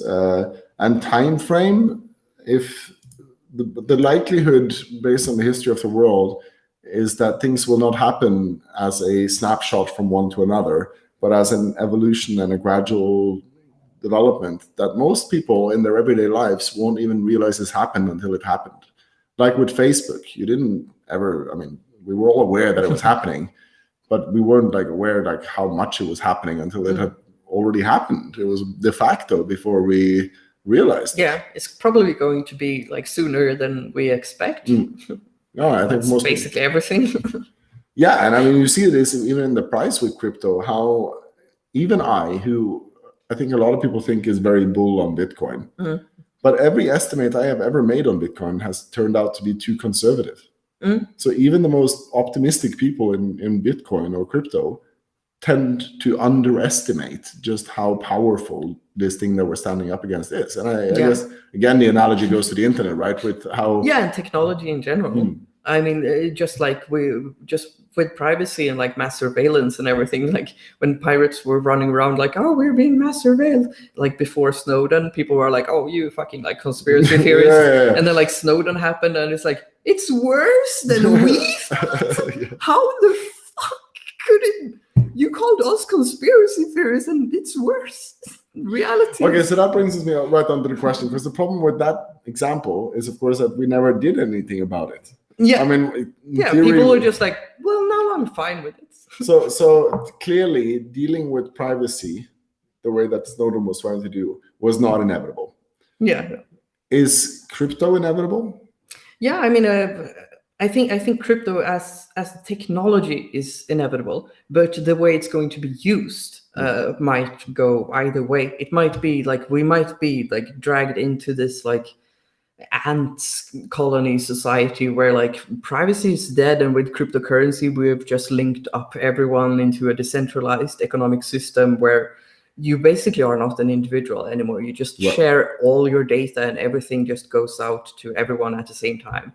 And we could be fine like that. We could possibly like colonize space, because it might be like very effective. But it would completely kill freedom and privacy and all of the things that some seems to value today. But it might also go completely down the road of like more privacy, because it gives the technical opportunity for us to actually like, you could actually own your own data. Like only you have the private key to encrypt your data and to decrypt your data, and you specify which entities you want to share this data with. So it could be like a crypto utopia or a crypto dystopia. Well, most likely it's going to be somewhere in between, right? Yeah, it's usually somewhere in between. Untitled is coming with a fair critique here, is that, you know, when we talk about this stuff, by its very definition, it's always going to be kind of high-flying stuff, right? It's always going to be on a sort of meta level. But I think, you know, we've tried to get into the substance of things as much as we could in the 1.5 hour that we've actually been sitting here now. The thing is, you know, we don't know more about the future than anyone else. We just know maybe a bit more about the present on this particular topic. And from that, we can project and extrapolate what we think that will mean in the future. But since, it's the future by definition is ahead of us, we're going to have to be a bit loose in our projections. We can't tell you which laws will be passed. We can't tell you how energy issues will be solved in the future. But I think it's interesting to just be allowed to play with these ideas. And I think it's one of the most important conversations that could be started in politics too, playing with the idea of what we want with crypto. Because crypto doesn't have, I think personally that crypto is inevitable as a structure, but what the hell does that mean? And everything within there is up to us to influence and define. Yeah. And there's a great old saying I love, which is that the people who make decisions are the people who show up. And so show up. That's the whole purpose of the kingdom, to make more people show up so that you will have a voice in this very, very important thing that is happening right now. And I really like the analogy of like when you go into the future, it's kind of like walking backwards. Yeah. So like you see the past and you walk backwards, and it's so much easier if you hold hands with everyone else. Like together you can walk backwards, because if someone stumbles, you can like lift them up again. Yes. All right. For första to Mr. Högland. This is one of the problems of being introduced to the crypto world. All my traditional thoughts impregnated into the skull from day one on this earth is being opened up and shaken, including this. Yeah. I mean, this is kind of, for me, this is kind of a somber and almost ominous topic, because, and it's very controversial to talk about it, especially in Scandinavia, of course, but like to talk about the extent to which communal mind control kind of exists, and the extent to which our conceptualization of the world is not always the result of our parents having tried to teach us to their best of their knowledge what they knew, but often of a third party, the state, the government, having a very strong opinion about what we should be allowed to teach our kids, what they should be allowed to think, how they should interpret history. What they should culture. be exposed to. Culture. Yeah. And I mean, don't get me wrong, I'm not denying the obvious benefits of such a system, social cohesion, community, and everything else. But it really creates a problem when we're faced with such revolutionary things as crypto, that every model that we've been taught, none of them answer. It's like believing in Thor, and that this is why there is lightning, and then someone comes along and tells you that, well, actually, someone shows you a light bulb. Yeah. Like, well, fuck. And even if you are a Viking person who really knows math for some reason, it's still going to be hard for you to just wrap your head around the fact that the thing that you were so damn sure was causing lightning is just the story. And it's not as nearly as powerful as you've been taught. It's not nearly as omnipotent or all present as you've been taught. In the end, it turns out to just be a cartoon, much like fiat. Yeah, for me, yeah. And I think that people are just like, we've been told that like money is this like it's a hard thing with it. There is money and it's backed by something, but then it's like, no, it's not even gold standard anymore. So it's like I've gotten the questions of like, but crypto, like it's just like pretend money. It's something like it only has value because people believe in it. And I'm like, as opposed to what? Yeah, exactly like all of the other currencies. Yeah, no, this strikes me. I mean, I don't want to name any names, because every single person that I disagree with on this are people I respect deeply, or else I wouldn't have bothered to have a good conversation with them. But it does strike me how some of the smartest people I know who are critical to crypto ignore some of the most obvious, that some of their most fundamental critiques of crypto goes even more to the heart of the problems with fiat. And that crypto is not a perfect solution to something, but it's a hell of a lot better. I mean, I think it's a bit like our fault in the crypto community for being a bit like, oh, we're talking about this like future, like 10 years from now, when everyone lives in a virtual world. We take it for granted, kind of. Yeah. And so like when they hear it, it's like, well, this sounds like utter bullshit. And it kind of does, like when you don't have the background to it. It must have sounded like bullshit if somebody told you about Facebook in 1992. Yeah. So, I mean, totally understandable. Yeah, definitely. So I think we kind of just need to be a bit more humble towards these people and say that like I really understand where you come from, and try to like take them through this whole journey that you have had to go through with right. just like asking them questions about the fiat system and try to connect it to the crypto system. So like ask them like, so what do you think about the fiat system? Like, do you like that the government can control it? Do you like that they control like how much it's valued? Do you like that they can just print new money whenever, and thus like actually devalue the rest of I don't know if this is helping you now with the kingdom and the community that we're trying to create, but having that perspective of having been in politics before 2009, so in a world where my thinking had to be based on a world in which crypto had not arrived at that stage of development yet, also means that I kind of empathize a lot easily and understand the context in which most people are coming from when there's obviously confounded and confused by the possibilities and sometimes the dictates of crypto. Because I mean, if there's one ominous thing about crypto that I kind of like find almost like I don't know how to describe it even. Like the fact that crypto for me is so inevitable and that it will eat all value on this planet and that it is coded into it means that I have almost no choice but knowing that. In my view, I don't believe that. I know that. Knowing that, I can then move on to the belief side that I have almost no choice but to believe that there is a way in which we can make this inevitable thing a good, something good. And I don't know if there is yet. I don't know. Maybe this will inevitably turn into something terrible. But if I'm gonna die, I'm gonna fucking die proud, and I'm gonna die like fighting for the one chance we have to make this into something good. Yeah, and just like usually, it's always somewhere in between. Right? Yeah, no, for sure, exactly. But yeah, exactly. I mean, there was actually a comment. There was actually a good comment about this. I think. Oh no, actually the comment is the opposite, but I thought it was the same thing. Tune was saying that she agrees with Mr. Haugland. It will most likely emerge into an ecosystem far from what we know today, hopefully in a good way for mankind. Yeah, hopefully.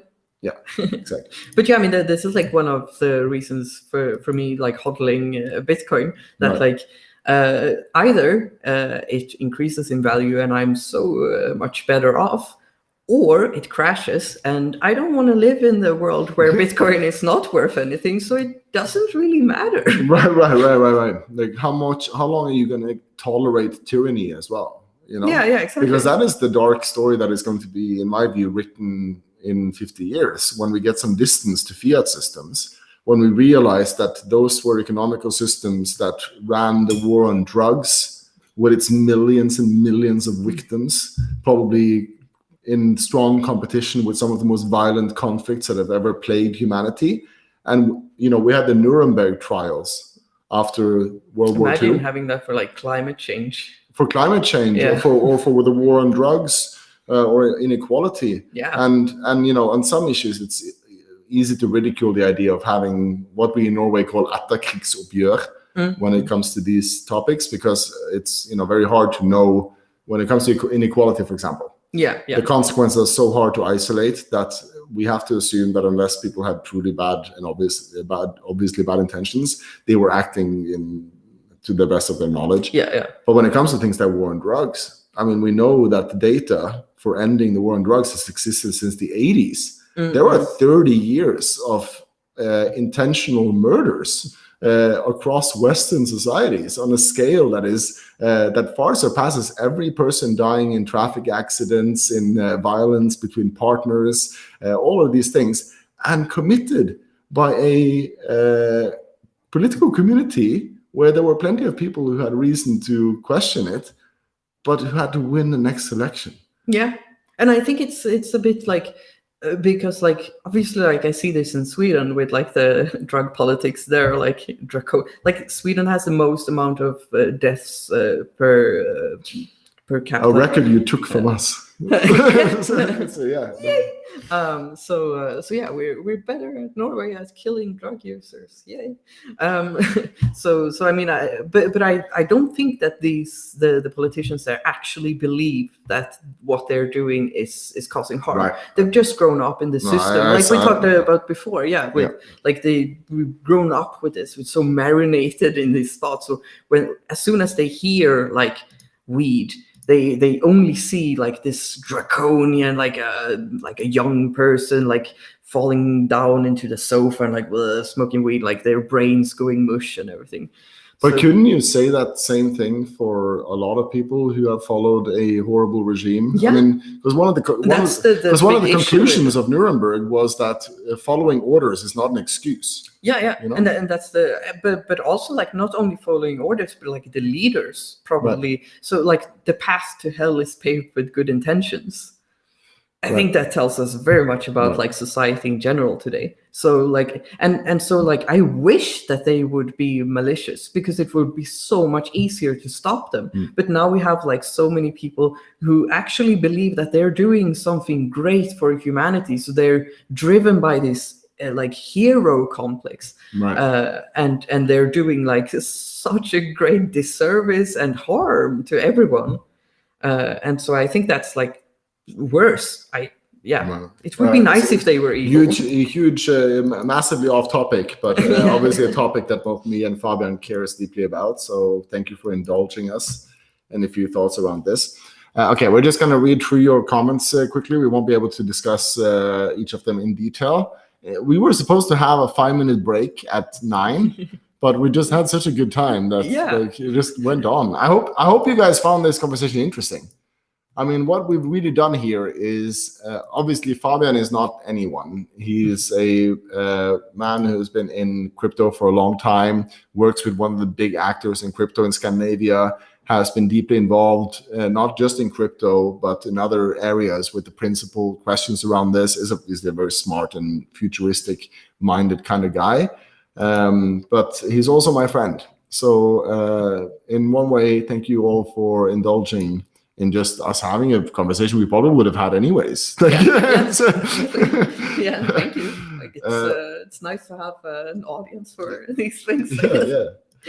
Thank you for answering. You're right. It's a more philosophical question. Have you heard of Neuralinks? We don't have time to go there now, but I think that this is a question for a later broadcast. We definitely heard about it. Yeah, we definitely went there. That national state will disappear is just a question of time. My comment was not meant as a critique, but more that, yes, no, absolutely. Sorry, sometimes we get lost on our train of thought when we're discussing things, and we actually don't disagree with you. At least I don't. None of us, of course, know the implications of crypto. That's why these conversations are important, because in some ways, the dreams that we create will, in fact, influence the future of crypto. And inspiring some kind of vision or thoughts on this, I think, is good.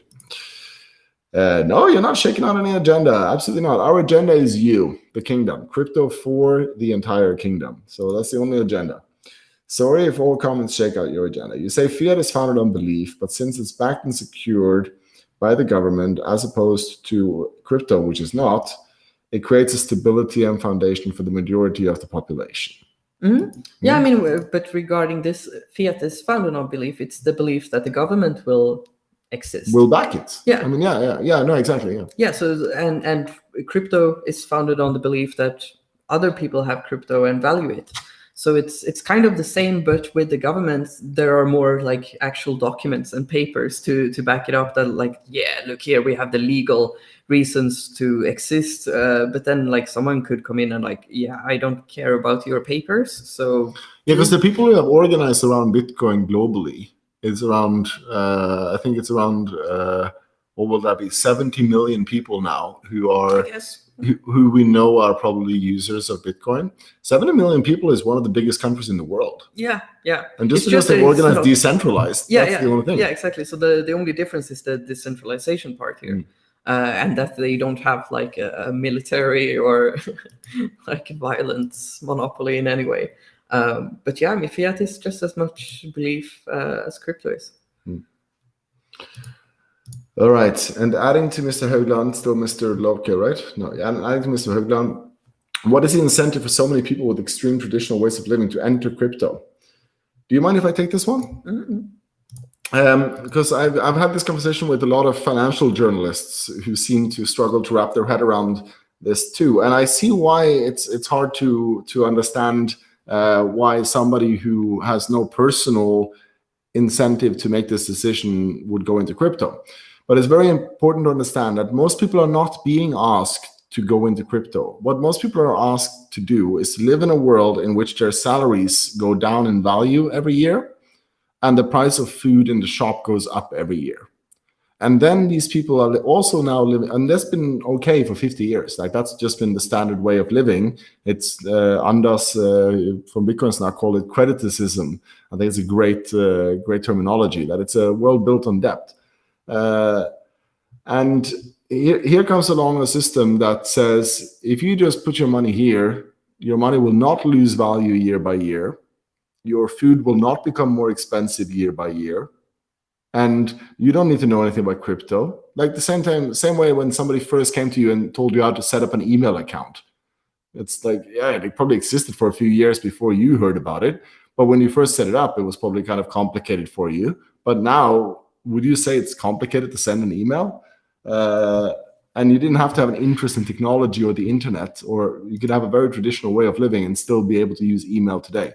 And the same thing with crypto, that one way they won't enter crypto because they have an interest in crypto, but because the old world will keep failing them and more and more. And partially because the new world will become more and more accessible and easy for them to enter, and less sort of crypto-y, you know? Yeah. At some point, crypto, I think maybe not even the word we use anymore. It's just, that's just money. Yeah.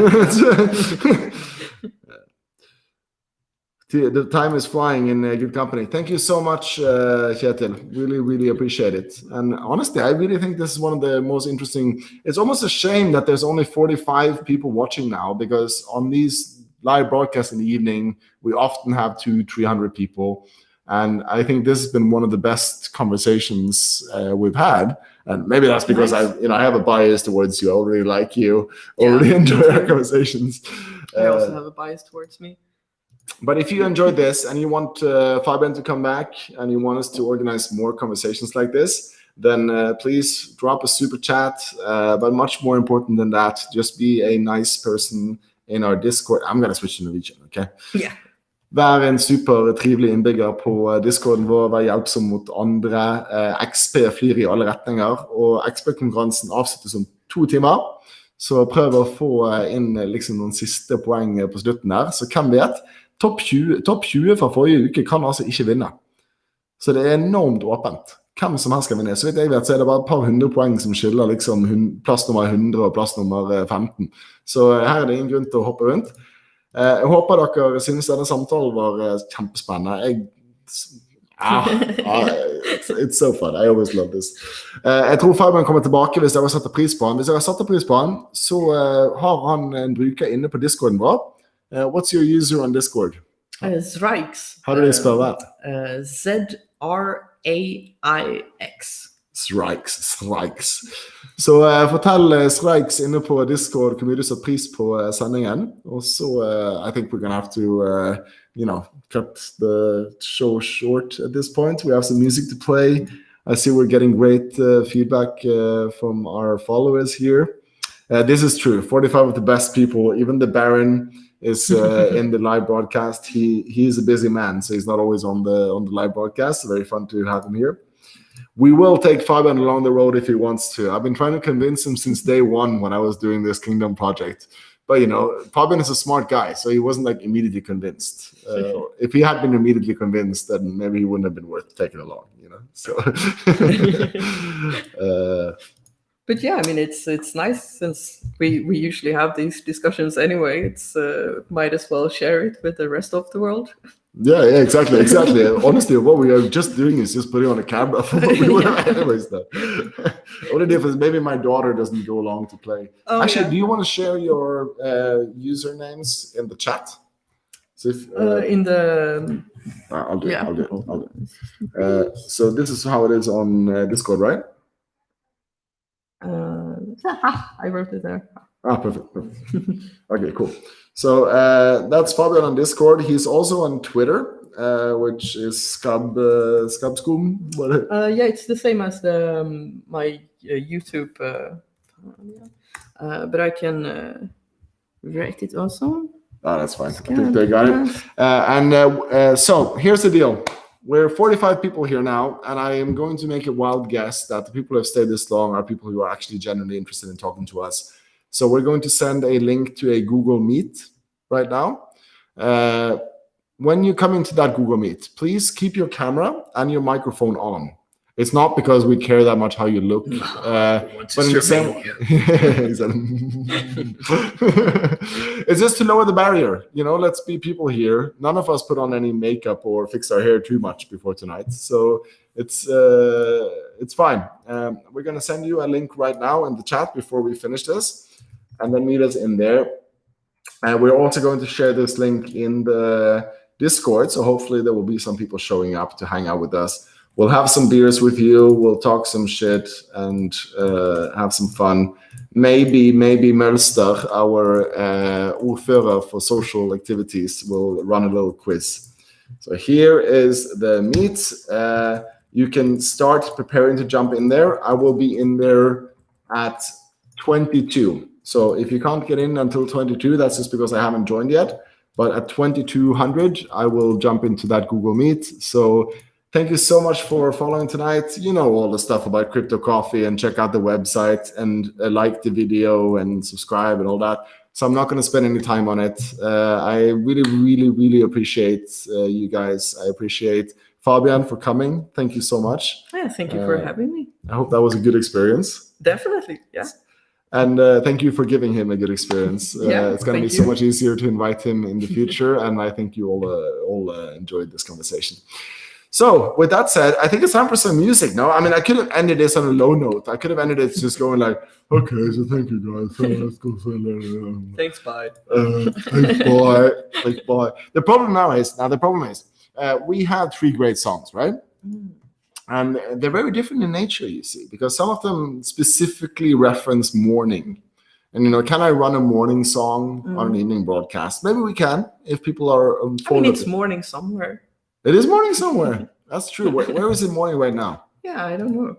So it's 10 o'clock. Right in the chat. No, it's morning somewhere. Yeah. Tell us, where is it 10 o'clock right now? Tell us where it's 10 o'clock in the morning right now. Crowdsource the data. Thank you, guys. Where is it morning right now? We need to know. It's very important. Yes. Why do we need to know again? So we know for which country we do the morning song. Okay, so we're playing a morning song for the countries that are currently seeing the sunrise. And at 10 o'clock in 7 minutes, we will see you in the Google Meet that has been shared in the chat. And if you don't know where it is, you will find it again on Discord afterwards. Thank you so much. Really appreciate it. Ciao. Yeah, thank you. Here we go. Music. I'm going to go for the people's fairy tale. God morgen alle sammen, god morgen far og mor. God morgen og velkommen til en ny episode av Krypto til frokost.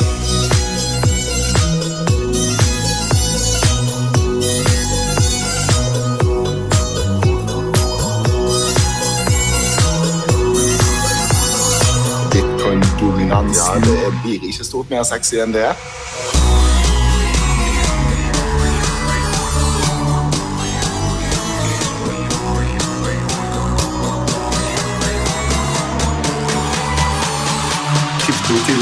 Ja, det blir ikke stort mer sexy enn det.